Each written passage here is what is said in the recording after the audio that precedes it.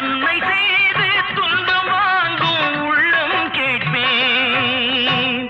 நன்மை செய்து துன்பம் வாங்கும் உள்ளம் கேட்பேன். ஆட்டுவித்தால் யாரோ